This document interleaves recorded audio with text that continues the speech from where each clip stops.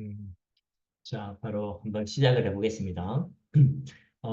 지금 오늘 발표할 내용은 제가 ISMT라고 해서 International Symposium on Marine Engineering Technology, 마린 엔지니어링 학회에서 그 2년에 한 번씩 개최하는 국제학회인데, 거기서 발표한 내용을 좀 얘기해 보겠습니다. 주제는 그 위험도 평가를 수행을 하는데 그 대상 선박이 암모니아 추진 선박, 소형 선박에 대한 위험도 평가하고요. 그 중에서도 어, 그 아무래도 이제 암모니아가 그 독성 가스다 보니까 그거에 대한 이제 저기 독성 존, 그러니까 해저더스 존을 설정을 해야 되는데 그런 부분에 있어서 조금 더 어떻게 하면 프랙티컬하게 우리가 존을 설정할 수 있는지에 대한 내용을 좀 다루고자 합니다.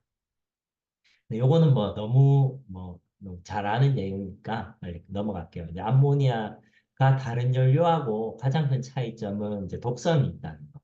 뭐 수소나 뭐 LNG나 뭐 다른 연료들은 뭐 화재 폭발의 위험은 강하고 또 그 크라이제닉 이펙트가 크지만 암모니아는 다른 연료들보다 훨씬 더 이제 독성에 대한 위험이 크잖아요.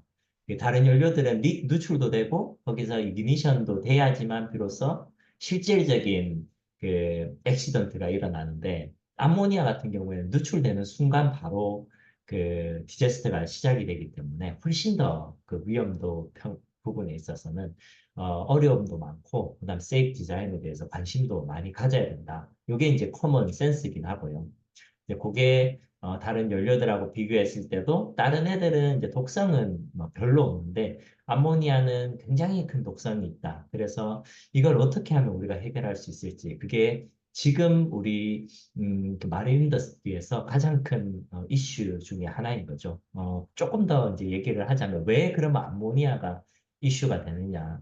지금 아직 수소 엔진은 그 상용화 단계가 안 돼 있고 암모니아 엔진은 2024년도 되면은 그 실제 선박에 탑재돼서 그 운전이 되거든요. 그러면 이제 2025년, 2026년 되면 레코드가 생기고 한 2027년 정도 되면은 실질적으로 대량 생산 및 이제 보급이 이제 시작이 되게 돼요. 그리고 또 이제 암모니아를 사용하는 거는 기본적으로 그 저 덴시티 자체가 그 얘보다는 그 하이드라진보다는 이렇게 크기 때문에 실질적으로 필요한 탱크 사이즈가 작잖아요. 하이드라진보다. 그래서 대형 선박에 적용하는데 하이드라진보다는 유리하기 때문에 어쨌든 그 디카보나이제이션을 달성하는 데 있어서 암모니아가 수소나 뭐 배터리 이런 부분보다는 훨씬 뛰어나기 때문에 우리가 아무리 독성이 강하다고 하더라도 이걸 쓰는 거에 대해서 이제 그 배제를 할 수 없다. 이제 그래서 안전 설계를 하는 게 굉장히 중요하다. 이 정도 얘기를 하고 또 넘어가고 있습니다. 요거는 또 우리도 잘 알죠. 그 실질적으로 규정상에서 그 클래스마다 좀 다르긴 한데 어떤 데는 이제 미니멈 그 30 ppm 이하로 배출이 돼야 된다. 뭐 리키지가 되더라도 아니면은 또 조금 더 시비한 데는 25 ppm 그리고 만 프랙티스 보니까 5 ppm 미만으로 배출하는 걸로 그렇게 하더라고요. 실질적으로 이제 30 ppm 정도에 한 10분 정도 노출이 되면 우리가 그 일단 불편함을 느끼게 되고 그죠? 그리고 이게 뭐 220 ppm에 10분 정도가 되면 실질적으로 좀 그 인체에 데미지가 시작이 되죠. 그리고 한 2700 ppm 정도 되면 거의 사람이 죽을 수 있는 수준이 된다라고 되어 있는데 이게 이제 30ppm이라는 게 뭐 되게 큰 숫자가 아니잖아요. 0.0003 정도. 그러니까 대기 중에 진짜 작은 양이죠. 여기 2700ppm도 뭐 0.00인가 0.0인가 그 정도잖아요. 그러니까 굉장히 작은 양의 극소량에도 사람이 치명적일 수 있다. 그렇기 때문에 우리가 안전 설계를 할 수밖에 없다. 네, 그렇죠. 요거는 이제 우리 또 잘 알고 있는 그 현재 암모니아 규정들이잖아요. 우리 같이 조사해서 알다시피 암모니아하고 수소는 지금 저 인터럼 가이드라인을 개발 중이에요. 인터럼 가이드라인이라 그러면 실제 가이드라인 나오기 전 단계에 이제 저 가이드라인인데 이것도 아직 완료된 게 아니라 아직 가이드라인을 개발 중이다라고 하는 거는 아직까지 많은 작업이 필요하고 근데 문제는 뭐냐면 IGF 코드도 보면 알겠지만 실제로 뭔가 굉장히 퀀티테이티브한 그뭐 리퀘어먼트를 제공하는 게 없어요. 뭐 예를 들면 리스크 어세스먼트를 해라. 그리고 뭐 했을 때 뭐 폭발이 일어나면 옆에 인접 구역에 뭐 피해를 주면 안 된다. 뭐 이런 식으로 이렇게 굉장히 애매모호하게 그 룰을 만들어놔요. IGF 코드 플러스 이런 지금 현재 만들고 있는 테크니컬 가이드라인들이. 그래서 그 뭐 좋은 가이드라인이 될 수는 있지만 그렇지 않 명확하게 우리가 안전 설계를 하는데 보장을 해주지는 못하기 때문에 결국은 리스크 어세스먼트로 해결을 할 수밖에 없죠. 이게 지금도 부재를 하지만 만들어진다고 하더라도 여전히 많은 챌린지가 있다, 세이프티 챌린지가 있다. 이제 그런 얘기를 하는 거고요. 실제로 지금 현재 클래스 룰에서 제공하고 있는 저 해저더스 존, 그러니까 독성 존을 이렇게 보면 우리 여기 뭐죠? 저 벤트 마스터 기준으로는 여기 저 뭐고 레디어스 그러니까 반지름에 25m잖아요. 그러니까 이 요렇게 그 원 요렇게 만들어 버리면 요 정도로 이렇게 저 범위가 되죠, 그죠? 그리고 또 그 주요 누출 가능한 부분에서는 거의 한 10m 가까이 이렇게 해서 형성이 된다는 거죠.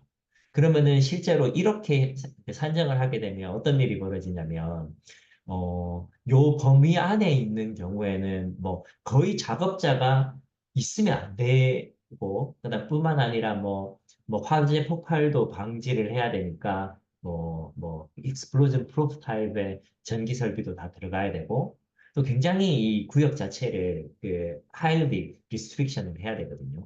그래서 요런 작은 선박의 경우에 이렇게까지 크게 그 해저더스 존을 잡아버리면 실질적으로 배 자체를 건조하고 만드는데 엄청나게 큰 비용이 들죠. 그리고 운전을 하는 데 있어서도 심각한 제약이 있기 때문에 그러면 이제 선주의 입장이나 이게 설계사의 입장에서는 어떻게든지 이 대형선에 적용되는 이 범위를 좀 소형선에 맞게 좀 완화시킬 수 있는 법이나 이런 게 있었으면 좋겠는데, 이제 그런 것들을 만들자고 하니까 아직까지 레코드가 없잖아요. 암모니아 추진 선박에 대한 레코드도 없고, 사고 사례도 없고, 하니까 클래스의 입장에서도 뭔가 해주고는 싶지만 해줄 수 있는 근거가 없는 거죠. 굳이 이제 자기 임의로 완화를 했다가 사고가 나면 또 문제가 발생할 수도 있고, 그리고 임의로 완화를 하는데도 뭔가 뭐 조건이나 뭐 에비던스가 있어야 될 거 아니에요. 근데 그런 게 전혀 없으니까 도와는 주고 싶지만 뭐 그렇게 이제 할 수 없는 그런 상황이다. 이제 이렇게 좀 설명을 드릴게요. 네, 그리고 이제 요거는 제가 저 학회 때 우리 NH3 크래프트 발표했던 내용을 잠깐 언급을 했어요.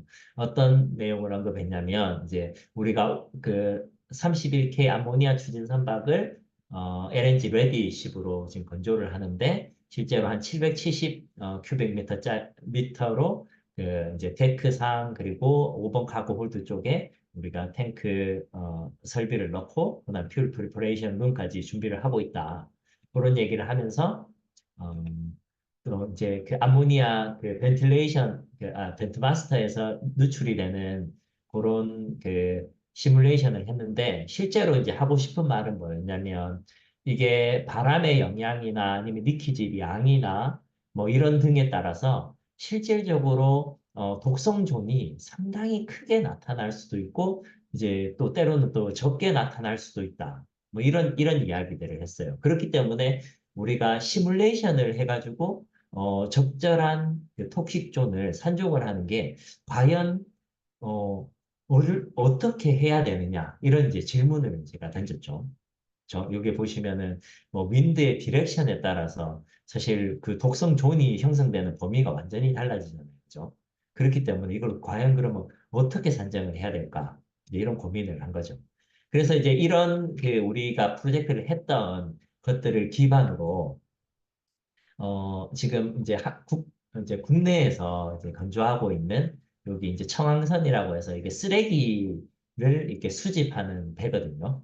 이제 그 배를 그 암모니아 추진 선박으로 설계를 하고 그리고 그 이제 지금 건조 중이고 그걸 건조를 하게 되면 여기 부산 여기 항만에 여기 부산 남해 쪽에서 이제 운항을 하도록 되어 있어요. 요거는 암모니아 그 연료를 탑재를 하고 그리고 계질기를 통해서 수소로 바꾸고 그 수소가 연료전지를 통해서 그 전기를 생산하고 그리고 그 전기로 이제 모터 추진을 하는 그런 방식이에요. 그래서 수소도 사용을 하고 암모니아도 사용을 하기 때문에 우리 NH3 크래프트보다는 훨씬 더 복잡한 그런 배기는 하죠. 근데 어찌됐건 이배의 독성존을 산정을 한다는 그런 그, 그런 지금 프로젝트를 하고 있는데, 그러니까 문제가 아까 보여드렸던 것처럼 독성존이 너무 크게 나오니까 실제로 이 설계를 하는데 너무 큰 에러를 받는 거죠. 그래서 이제 성급에서는 뭐라 그러냐면, 그러면 그 위험도 평가를 해서, 그러니까 CFD를 해가지고 암모니아 누출되는 그 시뮬레이션을 해서 가스 디스퍼션 시뮬레이션을 해서 그 뭐는 이제 뭐 완화할 수 있는 뭐 근거를 제공해라 뭐 이렇게 얘기를 했어요. 근데 그 아시다시피 뭐 예를 들어 이게 만약에 LNG거나 뭐 수소면 실제로 그 LNG 같은 경우에는 그 플레이머블 레벨이 한 10%에서 뭐 한 30% 내외잖아요. 그러니까 대기 중에 10%에서 30% 사이에 있을 때는 위험하지만 그거보다 작거나 그보다 높을 때는 괜찮다는 말이에요. 그러니까 실제로 10% 미만이기만 하면 안전한 게 된 거죠. 근데 이제 우리가 생각하는 이 암모니아는 문제가 뭐냐면 얘는 30 ppm이 기준이잖아요. 그러면은 10%가 아니라 0.00003이잖아요.